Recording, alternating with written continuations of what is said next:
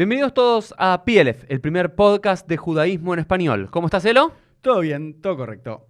Elo, ¿tenemos alguna novedad? Sí, la novedad es que a pedido de ustedes hemos lanzado una página en internet con curso de judaísmo online. La página es plf.com. Hagan clic en la descripción y allí encontrarán mucha más información de estos cursos.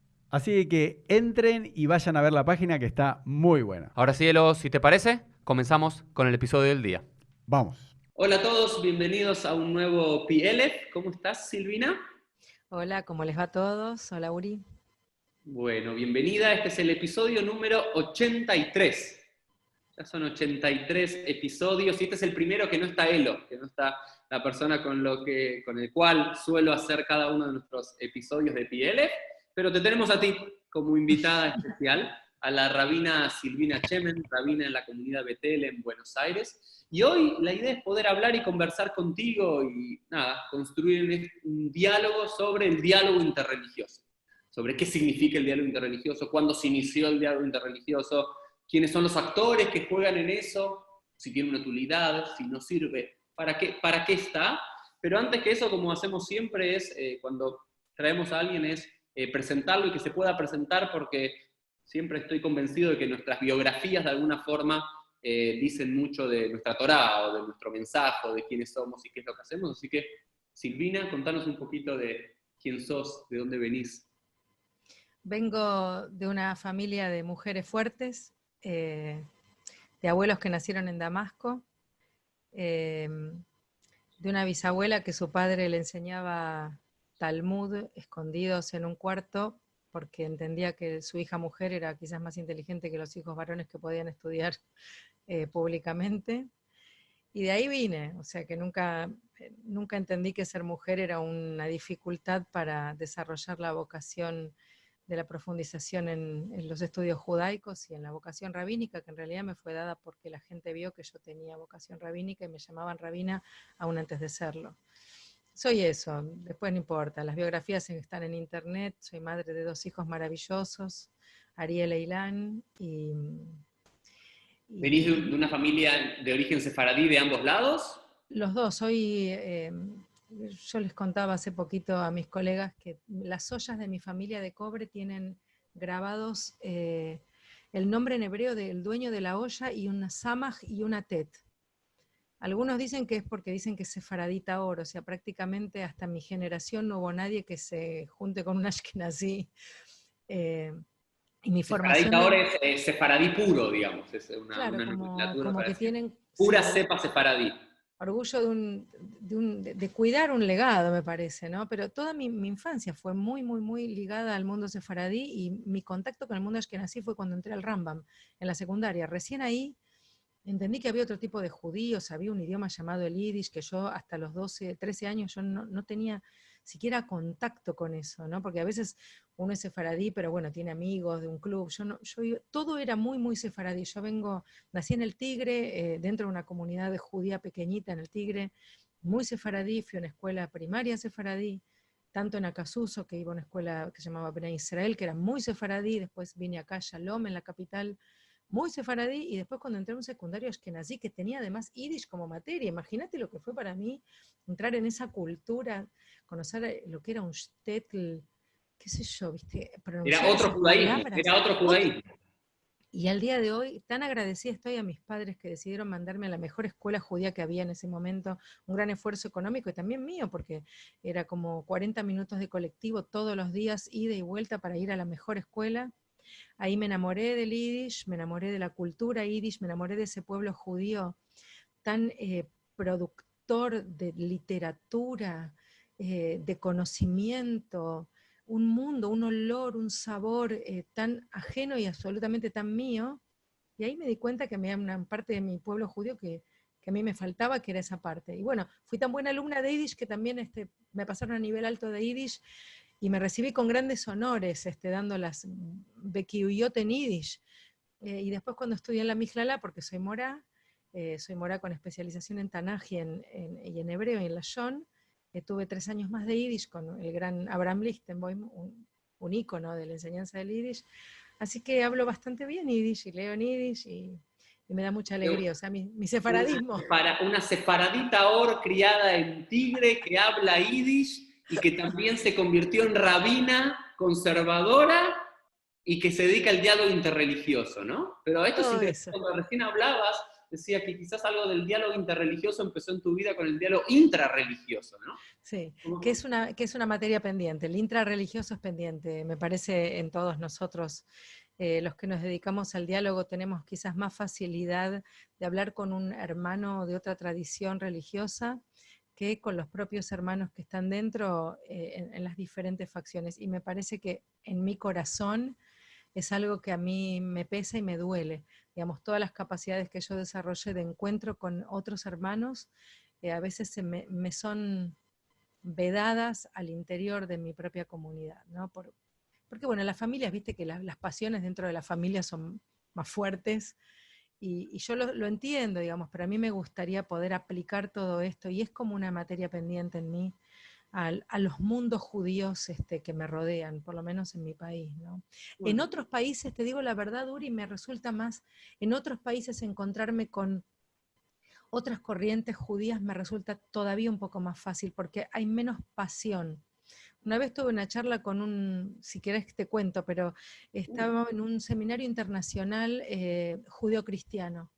Y había judíos y cristianos de todo el mundo, de todas las corrientes. Y bueno, había tefilá.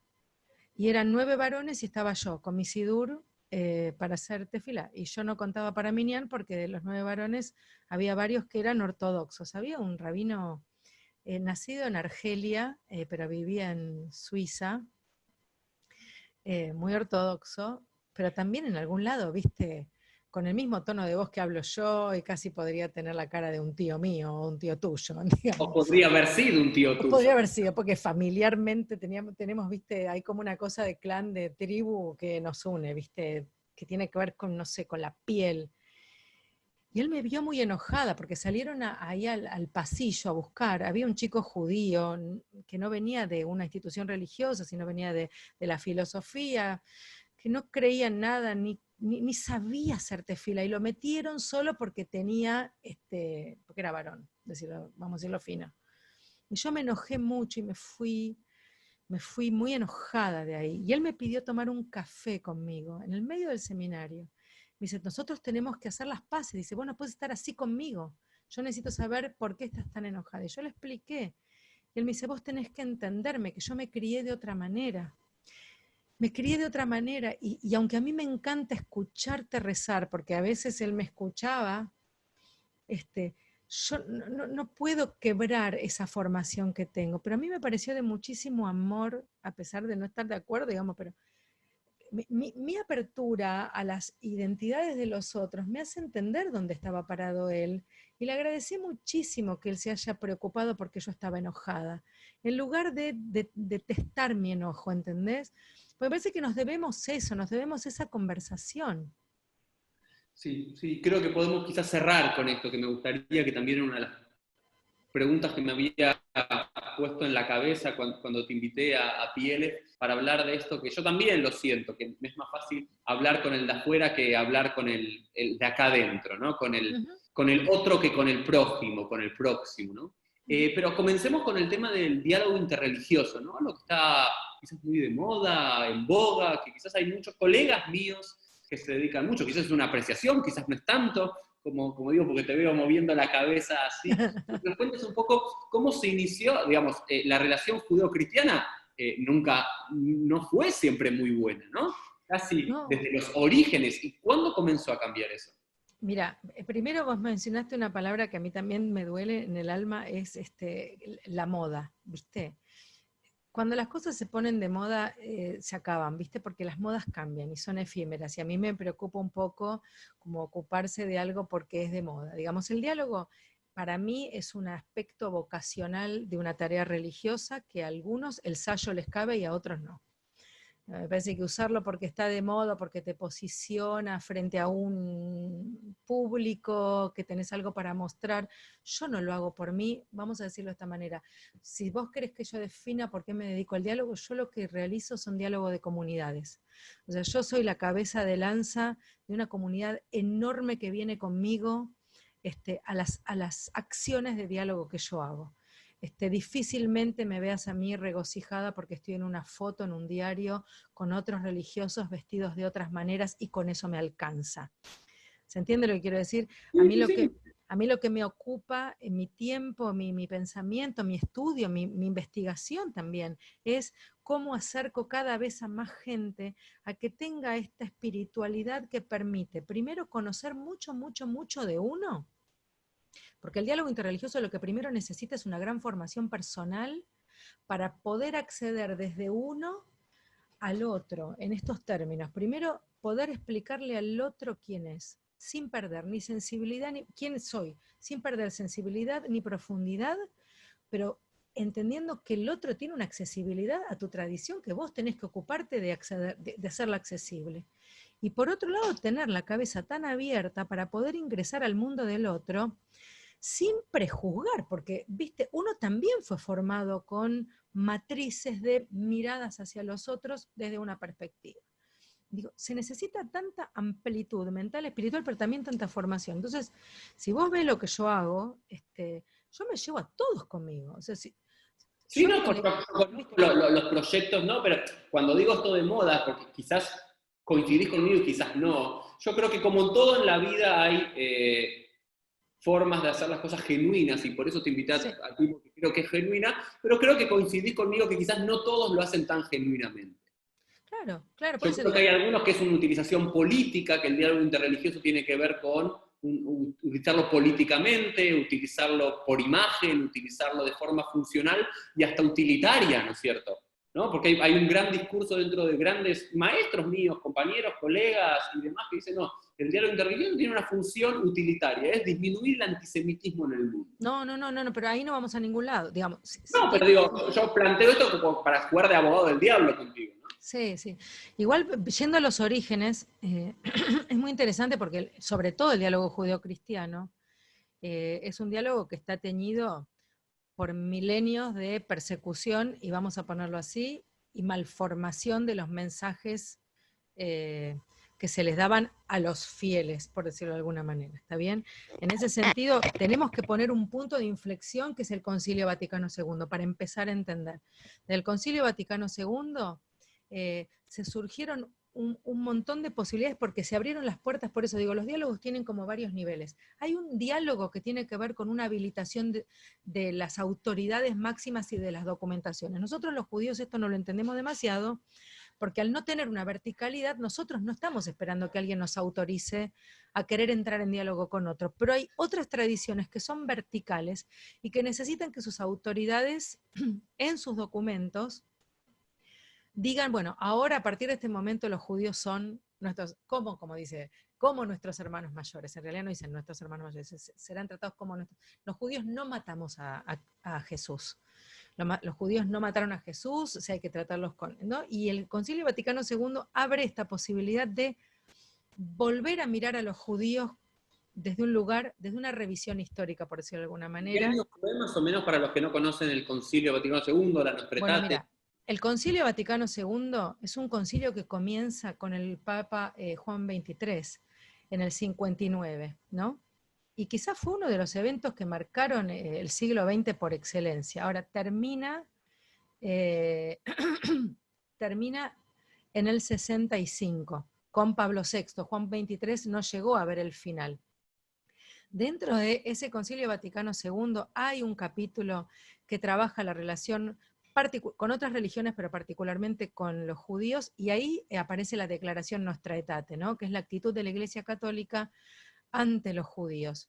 Y esto habilita porque no es que antes no había acciones de encuentros entre judíos y cristianos, pero habilita una legitimidad, una institucionalización de judíos acercándose a los cristianos, y los cristianos o los católicos en particular acercándose a los judíos. O sea que el primer diálogo interreligioso, corregime, no conozco mucho la historia, ¿el primer diálogo interreligioso se da entre católicos y judíos?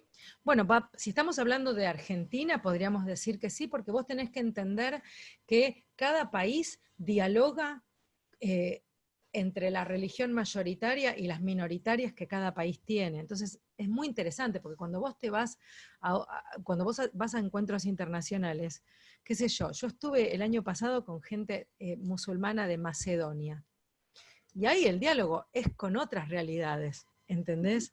Con otras espiritualidades. Entonces vos decís, tengo que poder pensar en mi realidad, pero a su vez tengo que poder pensar en matrices que ayuden a los colectivos, a las comunidades, a entrar en diálogo desde ciertas matrices con otros grupos de personas que tienen otras espiritualidades, hay grupos que tampoco se consideran religiones, qué sé yo. Los budismos no serían religiones, las catalogamos religiones para meterlas dentro. Tampoco los judaísmos somos Lo que religiones. iba a decir, el judaísmo, por Per ejemplo, a mí se. me tocó estar aquí con los pueblos originarios, que también es como, se llama encuentros interreligiosos, pero en realidad es encuentro entre culturas, pero como, de vuelta, los Tampoco, judíos claro. metieron en la categoría de religión, también metemos a budistas, metemos a pueblos originarios, a minorías, pero la idea es el encuentro entre minorías con lo más, con la Con lo posición. mayoritario, con la cultura mayoritaria que también se imprime, derrama, tanto también a los pensamientos de las minorías. Nosotros los judíos muchas veces tenemos pensamientos católicos, porque fuimos educados en una cultura que derrama lo católico, derrama lo católico. A veces los judíos buscamos el papa dentro del judaísmo que nos autorice tal o cual cosa, porque fuimos formateados, pero no mal, digamos.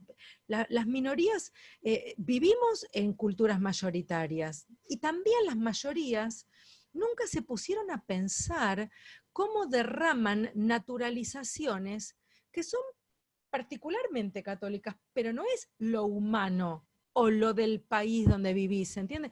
El diálogo también le permite a la cultura mayoritaria dar cuenta de cómo dio por sentado infinidad de situaciones o de fundamentos que creían como normales de lo humano, y en realidad son particulares de lo católico. ¿Y cómo, empecemos con lo católico y después vayamos viendo dónde lleva nuestra conversación, Silvi? ¿Cómo se pasó de las quemas del Talmud medievales, los autos de fe, la Inquisición y las persecuciones a 1959 de decir, revisemos nuestro lugar hacia lo judío? ¿Cómo se originó este cambio?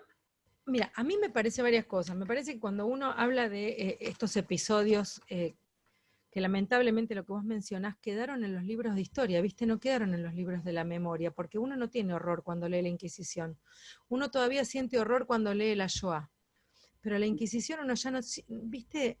Que me parece que es un trabajo que tenemos que hacer para que la última tragedia que vivimos como pueblo judío quede en el horror y en el espanto por siempre y no se transforme en un capítulo de la historia cuando pasen los años, ¿no? Porque esto nos va a permitir tantas otras actividades a partir de los aprendizajes de la memoria. Pero bueno, volvamos a nuestro tema. Cuando vos hablás de estos eventos tan trágicos, no los podés ligar a eventos de antisemitismo. Son políticas, hoy diríamos políticas de Estado, que se aprovechan de discursos religiosos para sujetar minorías. ¿Está bien? Entonces, que tienen visos de religiosidad. Entonces, cuando las religiones se confunden con los discursos de los poderes de turno, generan este tipo de locuras, ¿no? En el orden de cuidar fanáticamente lo sagrado, se hacen profanos. O sea, lo sagrado se profanatiza, por decirlo de alguna manera. Entonces yo puedo entender también que el ciudadano común, no había ciudadano en la Edad Media, pero digamos que la gente que vivía en la España común, que veía lo que se hacía con los judíos, era educada en entender que el judío era un cáncer dentro de la sociedad, y así se fueron generando prejuicios que vos no sabés hasta qué punto, Uri, siguen anidados en el espíritu de la gente común, lo que ahora se llaman prejuicios de arrastre. Prejuicios de arrastre que vos no sabés por qué en algún lado te quedaron ahí y ya no los ves. Cuando vos lees, por ejemplo, teólogos hiperprogresistas, teólogos de la liberación latinoamericanos en pro de los pueblos originarios, que te ponen porque tal persona se convirtió al cristianismo porque el Dios judío que lo representaba era el Dios de la sangre y la matanza del Antiguo Testamento.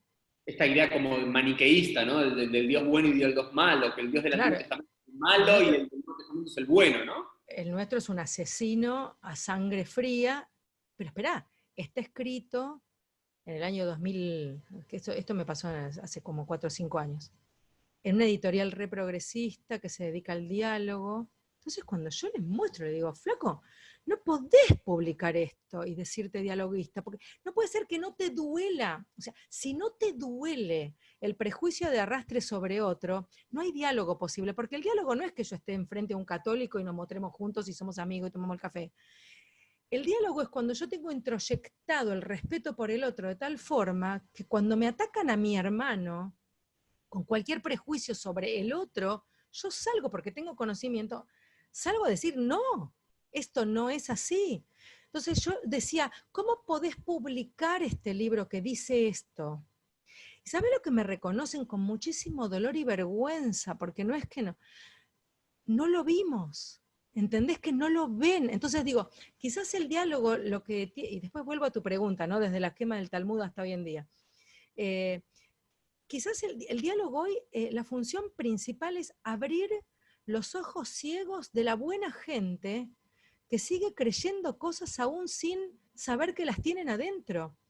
Porque hay algo que los líderes religiosos todavía no nos hemos preocupado, que es de entrar a los corazones de la gente para ver lo que tienen plantado adentro, como inyectado adentro sin querer, fruto de una cultura. Sí. Como ves que hay muchos prejuicios todavía, ¿no? Que todavía esa deconstrucción, ¿no es cierto? Esta palabra también en boga, no vamos a decir moda, esta palabra importante, de esta deconstrucción de todos nosotros y de los prejuicios del pasado, de los cristianos hacia los judíos, ¿también ves mucho de los judíos hacia los cristianos? Absolutamente. ¿Sabés lo que pasa? La diferencia, y te voy a decir que esto también me parece que es como peligroso. Hoy en día, y también después del concilio, y el tema de los hermanos mayores, que a mí, te confieso, no me gusta, y te voy a explicar por qué no me gusta. Porque los hermanos mayores tienen cierta ironía en algún lado, porque si yo soy tu hermano mayor, soy el que tenía que heredar, y no heredé, ¿entendés? Porque el hermano mayor fue Ismael, y no heredó, sino que fue echado. Y el hermano mayor era Isaac, era Esaú en castellano, y no heredó, y heredó el otro. Entonces siempre, viste, como hay cierta ironía en esto del hermano mayor, que al final, si soy tan hermano mayor, ¿por qué me mataste durante 2000 años? Y me quemaste mis libros. No me digas hermano mayor, porque el día que me respetes, como, seamos hermanos, ¿está bien? Y no nos Punto. peleemos por la herencia, punto. De la fe, hermanos. Seamos hermanos Wow. y no peleemos por la herencia. ¿Está bien? No peleemos por la herencia. También tengo muchas cosas para decirte, pero voy a tratar de ser... Volvamos un minuto. ¿Por qué el Concilio Vaticano II? ¿Por qué Juan XXIII, además el Papa Bueno, viene con este tema? ¿Por qué? Porque estamos después del horror de la Shoah, porque vos lo tenés que entender esto. No hay diálogo interreligioso desligado de lo político. No hay. No hay, porque también, ¿por qué me preguntas, por qué me dedico al diálogo interreligioso en mi país? Para construir una ciudadanía más sana. O sea, todo, y no es que quiero que no haya antisemitismo, entonces yo lo hago esto para que me quieran. Yo digo, porque me parece que desde mi lugar ciudadano, lo que yo tengo para ofrecer en este rol que estoy ocupando en mi sociedad, es el encuentro entre personas que puedan construir un tejido social que arme un vínculo de fraternidad. Yo lo hago desde las instituciones o las comunidades religiosas o los colectivos religiosos, y cada uno me parece que lo hace, si tiene ganas de construir ciudadanía, desde sus lugares de desarrollo. Pero digo, cuando Juan XXIII, después del horror, y no está desvinculado del lugar de la iglesia en el nazismo, entonces digo, me parece que también ahí hay una revisión hacia el interior, ¿no? Y digo, cualquier persona religiosa en serio, no religiosa técnica, sino religiosa en serio, tiene que revisar las relaciones de fraternidad que desarrolla. Cualquier religiosidad que pone a un otro en el lugar del enemigo, hay algo que lo va a tener que revisar. Mira, hay un libro que se llama Abraham, de Bruce Feiler, es un periodista norteamericano. El tipo estaba muy interesado en ir al hueso de la confrontación entre judíos, cristianos y musulmanes respecto del padre. punto. Abraham es el padre de los tres y fue a buscar la literatura de las tres religiones. Y es muy interesante, agarra líderes religiosos judíos muy, muy, muy formados, cristianos y musulmanes. En las tres religiones, en los orígenes, tenemos literatura que dice que Abraham es el padre nuestro judío, Abraham es el padre Abraham cristiano. vino. Abraham vino nuestro, pero también cuando dice le Zarajá etenet haaretz hazot, a tu descendiente, entonces los padres de la iglesia van a decir que no, que está hablando de Jesús. Porque Abraham tuvo un montón de hijos. Nosotros somos el pueblo de la ley mosaica. Nosotros somos el pueblo de Moisés. Somos el pueblo de Moshe. Verá. Entonces aparecen los sabios del Talmud que van a decir, Abraham se ponía tefilín porque ella sabía la Torah. Vos decís, entramos en una locura. Cada uno lo tira para su lado, es la literatura apologética para defender lo propio frente al otro. Imagínate, ahora, ¿cómo termina este libro Abraham de Bruce Feiler, que es súper interesante? Termina diciendo, entendamos esto en un contexto histórico, y por eso es muy interesante tu pregunta de los contextos históricos. Entendamos que las religiones cuando nacen con el peligro de desaparecer porque hay otra que le está tomando el lugar. ¿Está bien? ¿Qué habrá pasado con mis hermanos judíos en la época de Jesús y el siglo posterior, cuando mis primos creyeron que él era el Mashiach y yo no? Y ellos están teniendo un montón de éxito porque están convirtiendo gente de otros pueblos, otros que yo, y son muchos más que yo. Yo tenía miedo de desaparecer. Tengo que tirar el carro para mi lado. Entonces dice Bruce Feiler, acabada la era de los triunfalismos religiosos, en donde pudimos demostrar como humanidad que las religiones pueden convivir, dejemos estas peleas estériles por el origen legítimo de cada uno, porque cada uno tiene el mismo origen y quizás Abraham sería el padre de los tres. Pero ¿entendés todo lo que tenés que estudiar para entender esto? Creo que una de las primeras cosas, ¿no? Me gusta siempre cuando tenemos un invitado ir tratando los temas para que nos están escuchando o viendo puedan ir reflexionando. Lo primero es que para enfrentarse al diálogo hay que hacer algún tipo de relectura, introspección interna, pero a la vez una lectura profunda en nuestras propias fuentes para entender de dónde somos, para poder enfrentarnos al diálogo. Y esto, algo que decías, me hacía recordar que cuando tuve la posibilidad de trabajar contigo en Betel, en uno de los años de Rosh Hashanah, me tocó dar un Bar Torah, en una de las mañanas de Rosh Hashanah, donde se leía el tema de la Keidat Yitzhak. Ese año, dame un minuto para Sí. explicar y contar esta idea que me gustó ese Bar Torah, que hay unos que me gustan y otros que no, como te deben pasar a vos, y me quedé resonando que yo llamaba el texto bíblico un texto consonántico. Me lo acuerdo perfecto, Tudvar Torah, te lo quiero decir. Y las vocales las ponemos nosotros. Y lo que hice ese año fue hacer un research de cómo judíos, cristianos y musulmanes leímos exactamente el mismo texto. Y en el texto donde los judíos leemos que la Keidá era para Yitzhak, que sin lugar a dudas Yitzhak era el elegido, en el Corán, o por ejemplo, no en el Corán en sí, sino en las interpretaciones musulmanas, dicen, no era Yitzhak, era Ismael. Y después los cristianos, ¿y cómo los cristianos juegan con eso? Dicen, no, porque la que es libre, ¿ok?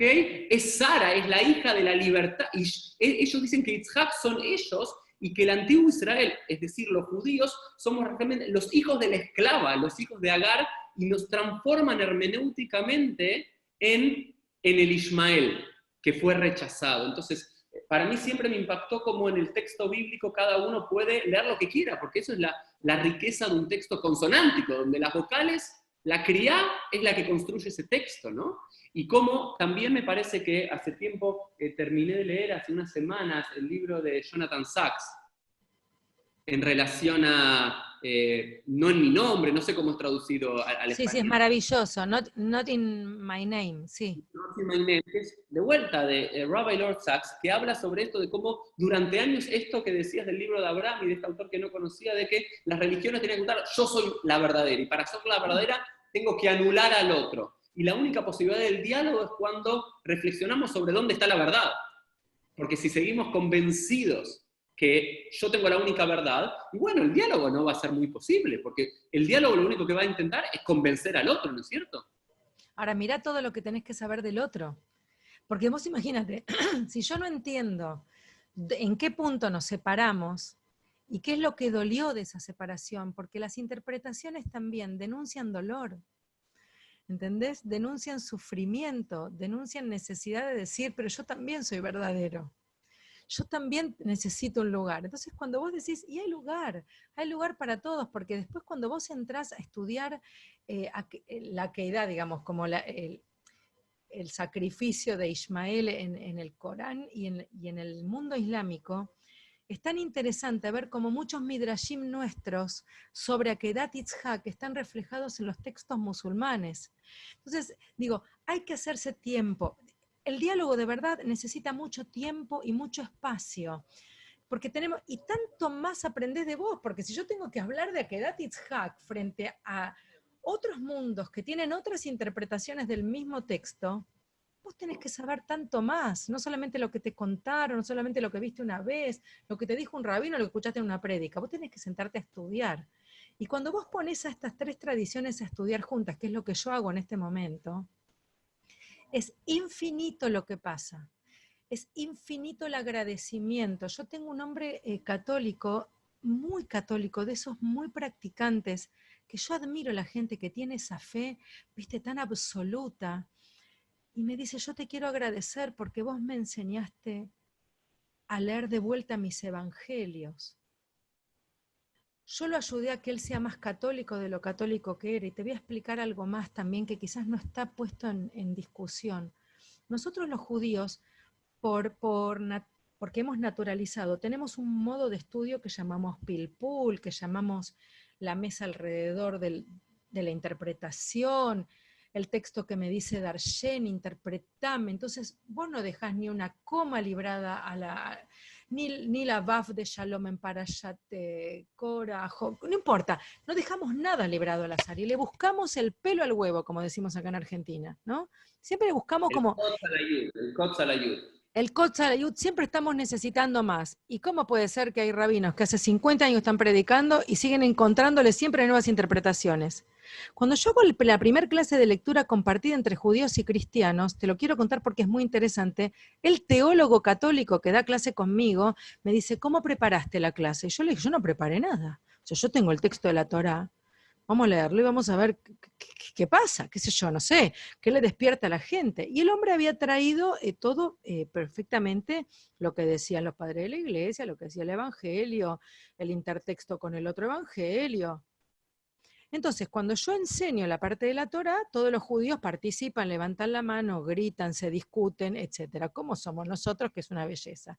Los cristianos estaban atónitos. Yo no puedo definir la cara de esta gente, perdida. Yo no entendía qué les pasaba. Entonces el hombre empieza a dar la clase del Evangelio y dice lo siguiente.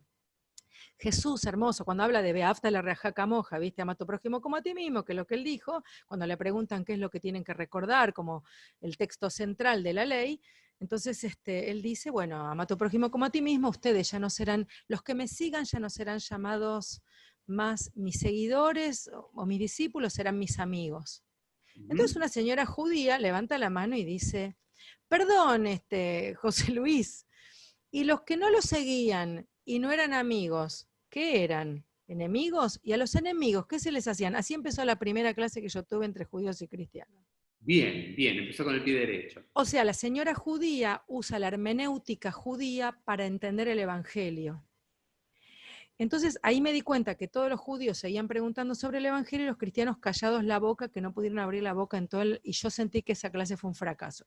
Ergo, al mes siguiente nos juntamos todos de vuelta y éramos como 80. Algo para a los que no saben, no conocen.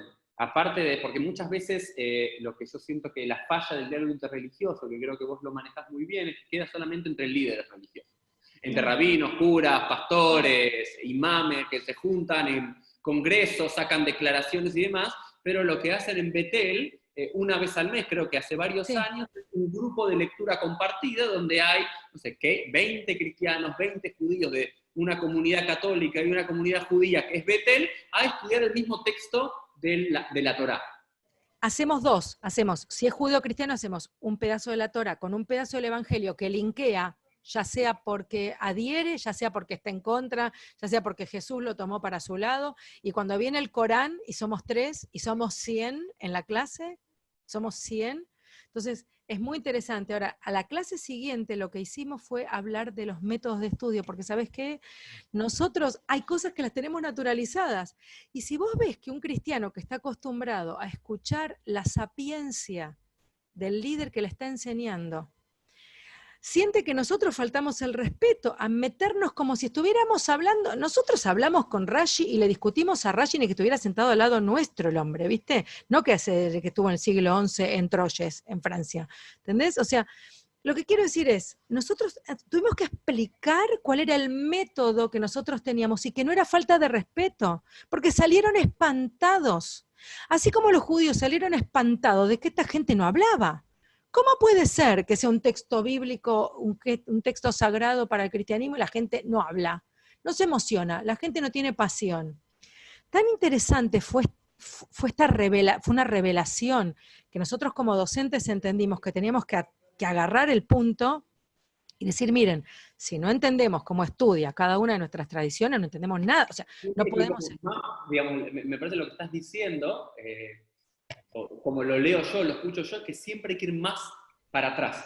Siempre hay que ir más para atrás y más para atrás para encontrar dónde está el problema, dónde está ese parteaguas, dónde nos separamos para entender que hay algo que nos une más atrás y para entendernos en nuestra diferencia.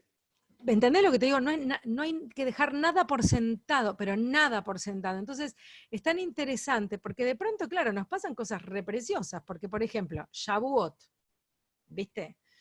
49 días, 50 días viene Shavuot, baja la palabra de Dios, con la Torah, qué sé yo. Pascua, Pentecostés, ¿está bien? 50 días, baja el Espíritu Santo. Cuando vos lees el Evangelio, ¿qué hacían todos en Jerusalén cuando bajó el Espíritu Santo? Estaban festejando Shavuot. Entonces hay una parte que a los cristianos no les contaron. Entonces cuando yo les leo el texto mío de Shavuot, cómo vos venías al Cohen y le decías tu historia en Shavuot y le traías la canasta, y qué dice Shmot de bajó Dios con los 10 mandamientos, no importa. Y la montaña que humeaba y los truenos y qué sé yo. Necesitas entender más. Está redactado igual que la Torá, el Evangelio. Entonces la gente también... del otro lado. Entonces, volviendo al principio, ¿qué pasa entre los judíos y los cristianos? Tenemos asimetrías históricas y esto lo tenemos que entender, ¿ok? Hay una asimetría histórica que la tenemos que aceptar. Nosotros los judíos vinimos primero y los cristianos vinieron después. Con lo que los cristianos nos nombran a nosotros porque Jesús nació de nosotros y ellos se lo apropiaron para ellos, por decirlo de alguna manera coloquial. ¿Está bien? Fue para el otro lado. O sea, se dividieron las aguas ahí con él, que él no se enteró, pero no importa. ¿Está bien? Entonces, ellos nos nombran a nosotros. En la misa leen Primer Testamento primero, Segundo Testamento y Salmos. Y en las tres lecturas dicen palabra de Dios y dicen te alabamos Señor. ¿Estamos de acuerdo? Entonces, la asimetría histórica hace que los cristianos nos necesiten, entre comillas, o sea, necesiten saber de lo judío, y no viceversa. Y no viceversa. Entonces muchos judíos te dicen, esta era tu pregunta de hace como 20 minutos, ¿para qué me sirve a mí el diálogo interreligioso? Si yo a los cristianos no los necesito, y te lo dicen.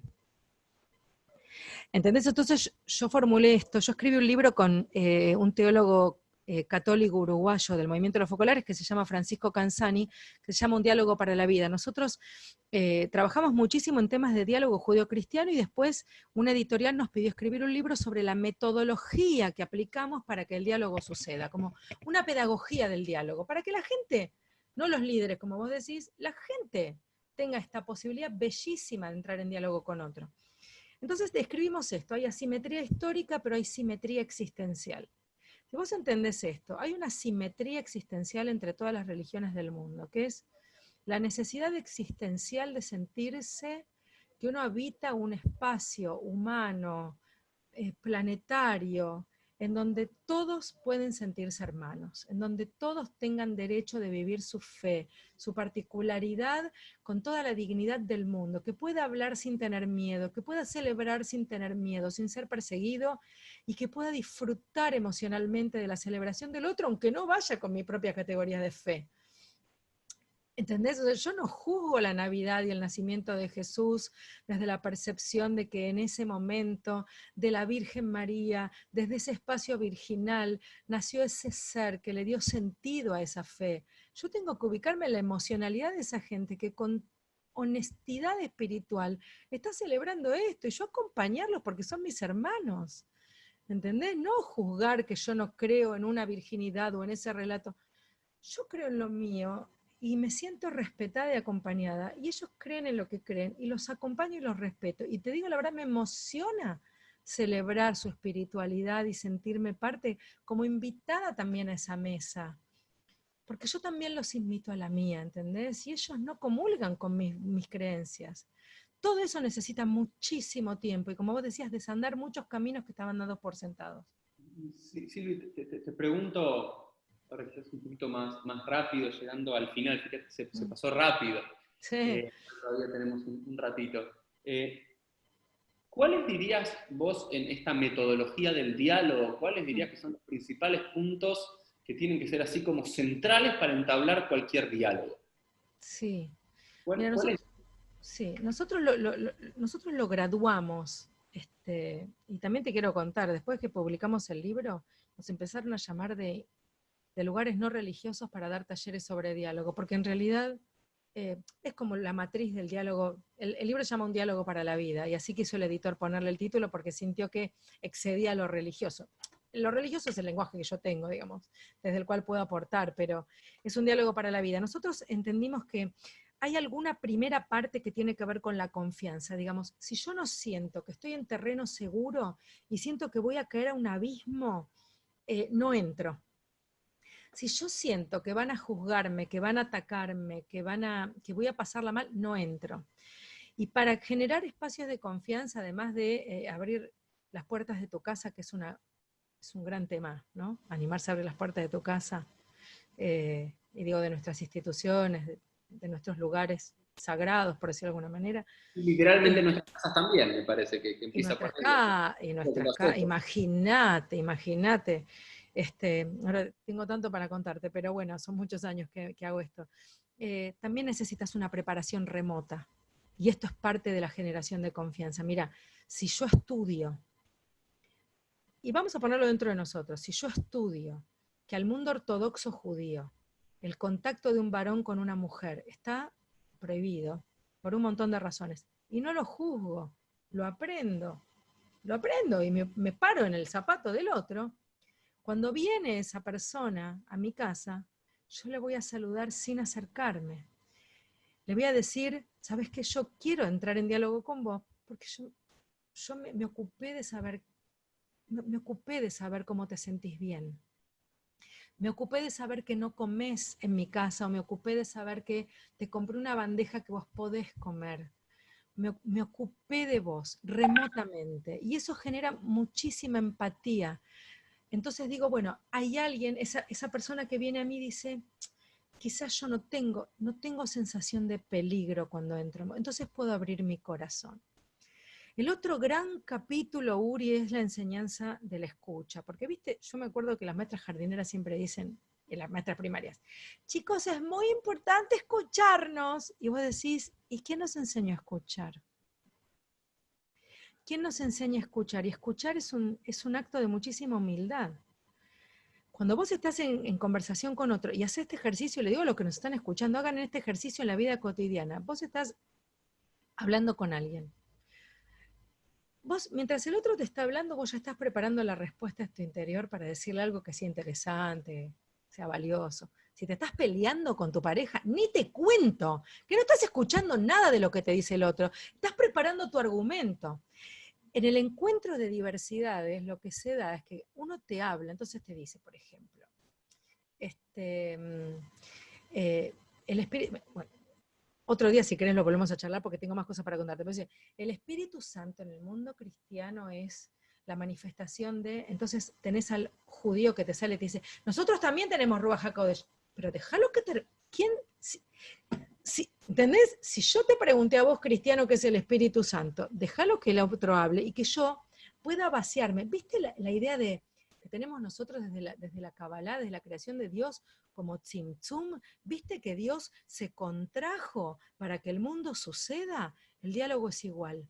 Si vos no contraés, y contraer no quiere decir borrarte, sino si vos no te contraés de todo lo que vos sos y creés como tu humanidad, tu creencia, tu verdad, Si vos no te contraes para que el otro no sucede en vos. Entonces yo digo, cuando vos entrás en diálogo, hay que tratar de educarnos en que el otro pueda fluir sin que eso sea una categoría de respuesta rápida para vos.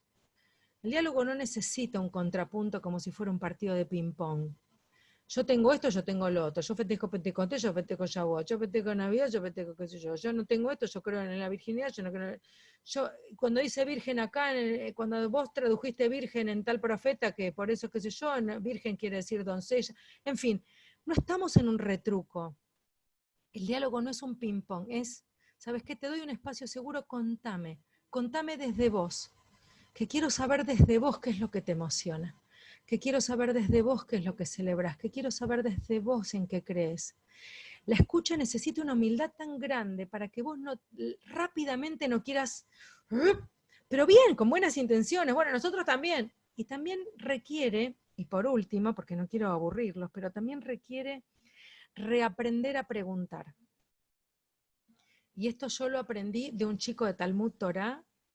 Yo desde hace muchísimos años en Talmud Torah les digo a los chicos que si querés ser judío, yo te pongo a charlar con gente de otras religiones porque ser judío también implica eso, ¿no? Como formarse en Talmud Torah también implica saber que hay otros mundos y que vos tenés que tener la sensibilidad desde tu propia tradición de dialogar con ellos. No, y aparte porque le provoca eso que decías antes vos, ¿no? Como que muchos ven, perdón que te interrumpa y que no trabajas mucho en esta escucha, pero todo esto del diálogo vos estás diciendo y me está acordando que mucha gente, muchos judíos de diferentes generaciones, la mía en particular, hay como un gran prejuicio, por un lado, esto de no sentirse seguro, decir, no, me quieren terminar convenciendo, siguen siendo proselitistas, buscan eso, entonces, y por el otro lado también está este discurso, si todavía como judíos no nos conocemos muchos a nosotros, no estudiamos mucha Torah, no estudiamos Mishnah, no estudiamos Talmud, no estudiamos Alajá, ¿para qué vamos a estudiar con otro? Y me parece que la respuesta tuya acá creo que es el quid de la cuestión, es el coach de la ayuda de decir, no, porque el diálogo con el otro te va a obligar a vos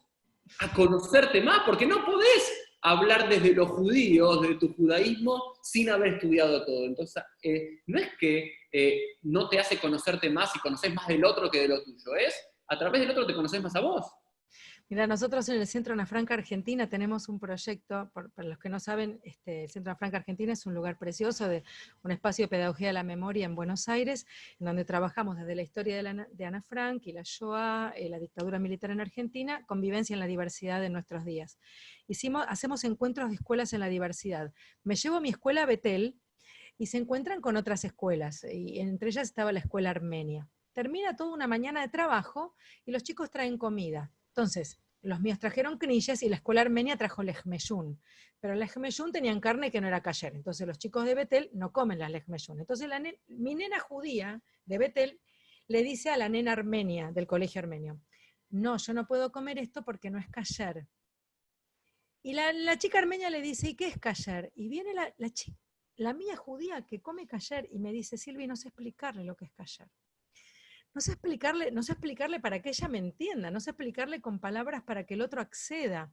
Y volviendo a Talmud Torah, lo que les quería contar es que nosotros hacemos un encuentro con los chicos que se están formando para comunión y confirmación de la iglesia del barrio. Los nenes de acá y los nenes de allá, los juntamos todos, vienen las catequistas, venimos la Morim de Talmud Torah, todos juntos. Entonces los chicos se preparan remotamente y hacen preguntas.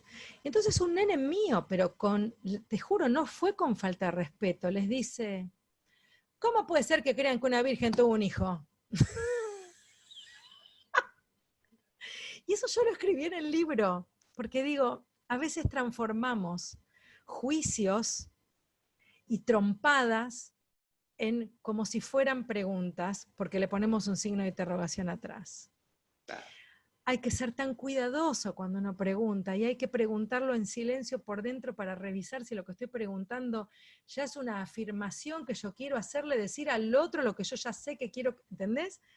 O si de verdad vos estás preguntando por qué querés saber. Y de verdad los que crecimos entre nuestras congregaciones sabemos bastante poco del otro. Somos muy pobres en el contenido de lo que el otro vive y vibra. En tu experiencia, ¿hay más conocimiento del cristiano hacia los judíos, del judío hacia No, el cristiano? no hay nada. Hay ignorancia en ambas partes. No, pues yo tendería a decir que quizás, como somos una minoría en un lugar mayoritario, quizás hay cosas como, no sé, las Pascuas, Navidad, la Virgen María, los Evangelios, que como judíos quizás no lo estudiamos, digamos, como materia, igual lo vivimos como sociedad. Entonces tendería yo a pensar que los judíos conocemos un poco más del mundo cristiano que viceversa. Es interesante, conocemos que en la Pascua se come huevo de Pascua, no sabemos nada. O sea, sabemos que es Pascua, no sabemos nada, o sea, no sabemos nada a lo profundo, ¿entendés? Además de que es un feriado, no sabemos nada. Con lo superficial es feriado también para nosotros. No nos importa, nos molesta un poquito que aparezca cierto cura en la tele hablando, que estén películas de Jesús, tú las cambiás. Digo, esto es lo único que sabemos, no sabemos demasiado porque no nos hemos ocupado. Pero una vez que vos... Eso que decías recién, Silvi, perdón que te interrumpa, pero dale, dale. quiero llevarlo para este lado, que decías algo recién, hay como muchos, yo veo que muchas veces como judíos también reaccionamos con que qué mal que este cura aparezca en la plaza pública y tire agua bendita o haga, no sé, el Te Deum de tal cosa, si somos todos argentinos, somos todos iguales, pero no nos molesta de la misma forma poner una menorá en Hanukkah y que esté encendida en una plaza pública. ¿Por qué pasa eso? ¿Se entiende lo que digo? O que vaya, no sé, un rabino al medio de la bombonera a encender la Hanukkah, eso lo vemos como orgullo, qué lindo como judíos poder ver eso, pero si veríamos un cura católico bendiciendo la pelota, nos volveríamos todos locos. O un pastor evangélico bendiciendo la cancha, como muchas veces lo hacen, ¿no? Mira, yo creo así, yo creo que en temas de fe somos bastante la ignorancia nos hizo fanáticos.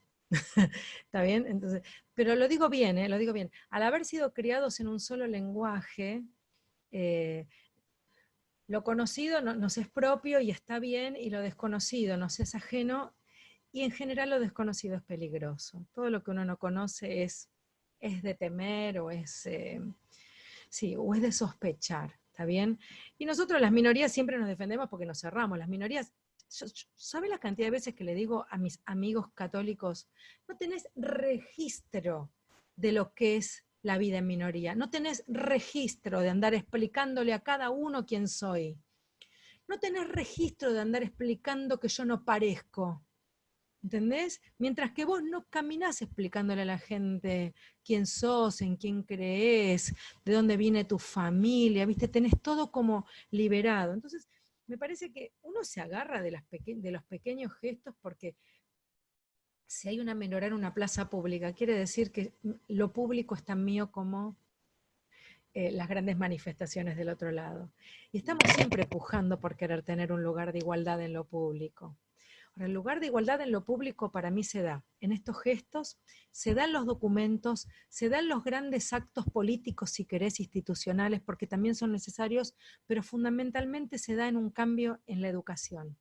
Y esto para mí es un capítulo pendiente donde yo estoy ahí luchando. Vos me conocés, yo soy una hormiguita viajera que voy y despacito voy horadando la piedra. Yo creo que hasta que no entremos en los espacios de formación rabínico, pastorales, sacerdotales, en temas de diálogo interreligioso de los mismos líderes, nosotros no lo vamos a poder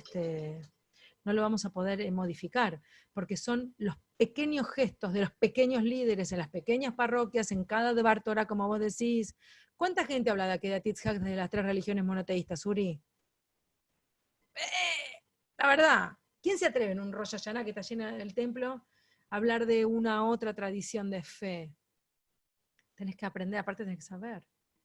Y entonces, Silvi, hablamos mucho del mundo católico, ¿con el mundo protestante es igual, similar, diferente? Y el mundo protestante es muy interesante, porque el mundo protestante es muchísimo más abierto. Tampoco el mundo protestante es un mundo entero. O sea, nada es entero, nada es bloque. También hay ramas, pero también ahí hay otro tema que es muy interesante. El otro tema es, cuando vos haces judeo-cristiano, ¿qué pasa cuando juntás católico y cristiano? O sea, otras ramas del cristianismo. Entonces vos escuchás que las personas católicas hablan desde su propia visión de la interpretación del texto, de la ritualidad de las celebraciones, y hay incomodidad en el mundo protestante, por lo que dice... Dentro, digamos. Es como si dices a un ortodoxo y a un reformista y un conservador de los judíos. Sí, sí. Entonces, a mí me pasa que en las clases de lectura compartida tengo un montón de pastores de otras iglesias y están bastante callados todavía. Entonces, y ahora es muy interesante porque mi compañero, mi colega, el teólogo católico, tiene una sensibilidad que desarrolló con los años, ya hace 5 años que lo estamos haciendo, en donde cuando está hablando le dice, y para el mundo cristiano, ¿qué dice el metodismo de esto? ¿O qué dice la pastora? ¿Viste? Es muy interesante lo que pasa. Después, otra pregunta que tengo, que suele hacer, es decir, muchos dicen, bueno, pero con los católicos, los cristianos ya está, el verdadero diálogo es con los musulmanes, ¿no? No sé si lo escuchaste. Sí. Estamos bien con los católicos, con el mundo cristiano, ¿no? Pero lo que yo siempre suelo responder a eso, no sé si voy a responder de otra forma, es quizás no estamos tan bien como pensamos, pero avanzamos muchos pasos, pero también es porque en los últimos 50, 60, 70 años nos dedicamos a ese diálogo, porque antes no era así. ¿Y cómo se da con el mundo musulmán? Esto que como judíos tenemos esta cuestión que también se suma a una cuestión política y conflictiva que es Israel y sus vecinos. Mira, es un temón, es para otro podcast si querés, pero mira, a mí me parece que culturalmente nosotros los judíos tenemos mucha más cercanía con los musulmanes que con los cristianos. O sea, viste, acá nosotros... Y más como dos sirios. Imagínate, nosotros dos, pero digo, viste... también desde la estructura jerárquica, si querés, de la organización institucional, las visiones de ciertas cosas, tenemos muchísimo más que ver con el mundo musulmán que con el mundo cristiano y católico, sobre todo, ¿no? Por decirlo de alguna manera. También es verdad que Medio Oriente tiñe muchas veces la exposición pública en ciertos países de judíos con musulmanes. A mí lo que me parece interesante es que en aquellos países en donde el diálogo judeo-musulmán es posible, como en el nuestro, que es una bendición, nosotros tenemos que profundizarlo, nosotros tenemos que mostrarlo, nosotros tenemos que investigar muchísimo más acerca de las fuentes sagradas de las dos religiones. Hay gente maravillosa en Argentina, dentro del mundo islámico, maravillosa, con la que estamos haciendo cosas hermosas. Ahora, en el mundo no se puede hacer en todos los países. Entonces yo digo, esta realidad no podemos derramarla. Ahora, claro, viene el tema de Medio Oriente en el medio, y uno tiene que tener una posición. Por supuesto que uno tiene una posición respecto de Israel, que es una posición espiritual por un lado y una posición política por otro, aún no viviendo en el Estado de Israel. Uno tiene sus visiones respecto de lo que significarían procesos de paz para un lado o para el otro, pero digo, si uno no puede desvincularse, digamos, de eso que también tiene un sesgo político, económico, geopolítico importante en esa región, uno no podría avanzar en ningún aspecto. ¿Se entiende lo que quiero decir? Acá en Argentina nosotros convivimos en paz entre las religiones. Hay una Secretaría de Culto Nacional, y acá en la Ciudad de Buenos Aires también, que promueve el encuentro entre las religiones en las cosmovisiones y las creencias, porque también incluye a las religiones africanistas, a las cosmovisiones originarias, a los budismos, también hay que decir eso, a otras espiritualidades.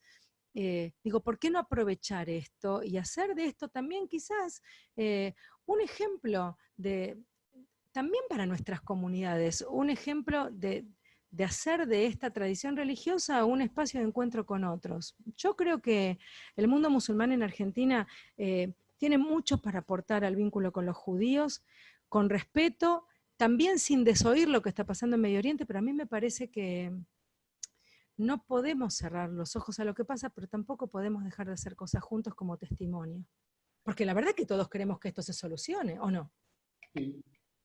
Y yo siempre estuve en el seminario, quizás en una clase que tomé, no recuerdo con quién, hubo una discusión profunda en los años 50, 60, con quizás los principales dos teólogos judíos de Estados Unidos, de Nueva York, Soloveitchik de la ortodoxia, y Heschel, que no sabemos dónde ubicarlo, pero sobre cómo tiene que ser el diálogo interreligioso, ¿no? Porque Heschel fue parte de este proceso que llevó a la Nostra Aetate, fue uno de los que que inició el diálogo, que fue hasta Roma y demás, y él hablaba de un diálogo profundo, ¿no? Como que hay que ir a las raíces, y mientras que Soloveitchik planteaba una idea de decir, no, en lo profundo no vamos a estar de acuerdo con nada, en lo profundo cada uno tiene su verdad, tiene su fe, eso hay que dejarlo ahí, y tenemos que quedarnos en el diálogo superficial, pero no en lo superficial, sino en el diálogo, ok, todos queremos mejorar el mundo, ayudar a los necesitados, disminuir las desigualdades sociales. Bueno,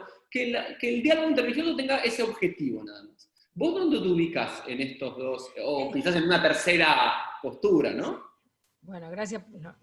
Catonti, Mikola Hasadim, o sea, imagínate que me pones con Soloveitchik y Heschel. No, Yo te voy a decir algo. Quizás el punto es la palabra acuerdo, donde yo le charlaría a Soloveitchik y le diría, no dialogamos para estar de acuerdo.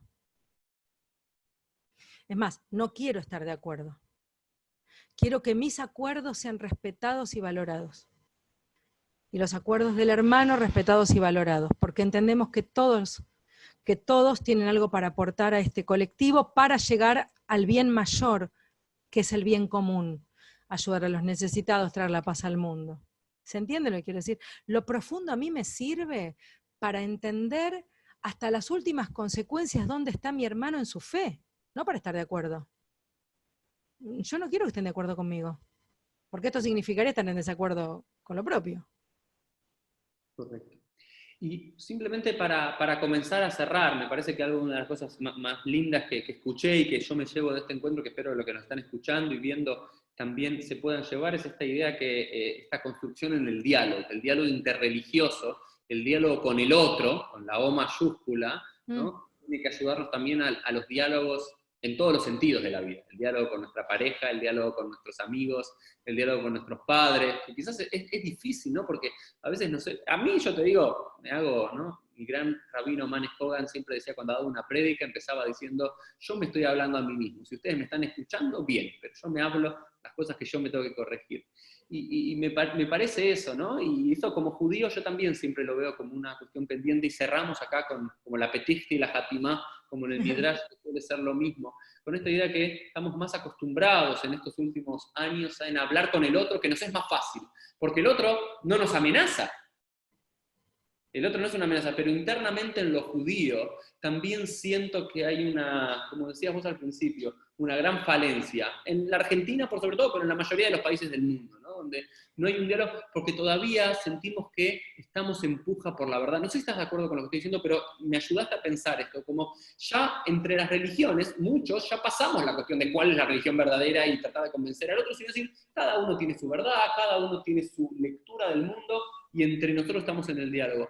Pero dentro de cada una de las religiones, en particular la judía, la que me toca a mí vivir y amar, todavía estamos en puja entre conservadores, reformistas, ortodoxos, consciente o inconscientemente. Entonces, cuán lindo sería que el siglo XXI pueda también no solamente ser el diálogo interreligioso, sino intrarreligioso, y de construirnos también en sentir que somos la vertiente normativa y correcta de lo judío, ¿no? Sí, quizás, Uri, lo que yo agregaría es que la lógica de mercado nos destrozó la cabeza, o sea, la lógica de mercado. Entonces, viste, la verdad que la puja no es por un tema de buscar la verdad, la puja es saber quién tiene más gente o quién se lleva al congregante. Y yo lo que siento, sinceramente, es que si las sinagogas de todos tienen un grupo de gente que se siente cómoda, me parece que estamos en lo correcto. O sea, si ofrecemos alternativas para que la gente desarrolle sus capacidades espirituales, sus celebraciones familiares, en mayor o menor cantidad de gente, pero digamos, el día que entendamos que entre todas nuestros lenguajes sobre lo judío, estamos aportando que esta generación de judíos eduque a sus hijos en el judaísmo, cualquiera sea la vertiente, me parece que nos sentiríamos no como amenaza, sino, bueno, somos socios en esto.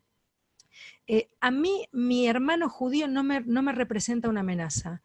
A mí mi hermano judío todavía me representa una incógnita. No sé por qué no puede quererme. No sé por qué no puede respetarme, no sé por qué no se puede poner en mis zapatos si yo puedo. No sé por qué yo puedo citar un rabino ortodoxo con orgullo y lo siento propio, y ellos sienten que no está bien citar algo que hacemos nosotros que no somos ortodoxos. Entonces, el Están día que... completamente de acuerdo. Claro, En lo oculto te dicen estoy de acuerdo y me encanta lo que escribiste, pero en público no lo puedo no decir. pueden. Entonces yo digo, ay, ay, ay, viste el día que nos sentamos legítimamente hermanos. Viste, somos como una familia ensamblada y a veces algunos hermanos creen que son menos legítimos que otros. Y la verdad que estamos todos teniendo necesidades de que esta locura maravillosa que es ser judío, un pueblo en el exilio, con un Estado desde hace 70 y pico de años, hablando diferentes idiomas, teniendo diferentes interpretaciones del mismo texto, que podamos subsistir. Entonces me parece que tenemos que estar orgullosos de las diversidades y no tener miedo, porque me parece que las diversidades han demostrado a lo largo de los milenios que es la diversidad lo que nos permitió subsistir, porque dimos respuesta a diferentes colectivos en diferentes épocas históricas. Todavía no lo hemos conseguido. Veremos, vamos a ver. Vamos a trabajar. Para terminar, Silvi, como solemos hacer con todos nuestros invitados aquí en PLF, unas preguntas ping-pong. Ping-pong, esto sí es ping-pong, ¿eh? Dale, dale. ¿Tu pasuk preferido o tu versículo preferido? Ayomer Aji Anoji. ¿Acaso soy el guardián de mi hermano? ¿Tu personaje bíblico preferido? Agar. Agar, ok. Ni me digas por qué, pero me gusta que sea así, que quede en la incógnita y que cada uno tenga... Puedo decir dos. Y Sí. Javá. Jabá. Lejos. Agar y Eva. La idea central del judaísmo, decís, wow, solamente por esto Dayein, solamente por esta idea, digo, estoy orgullosa de ser judío, esa idea que es el motor, es una idea revolucionaria de los judíos. Tzedek Tirdof, justicia, justicia perseguirás. ¿El Hag, la festividad judía preferida? Pesaj. Bueno, Silvi, quiero agradecerte de corazón por haberte sumado en este PLF y habernos ayudado a pensar en el diálogo. Así que nos vemos todos en el próximo episodio de PLF. Chau. Chao.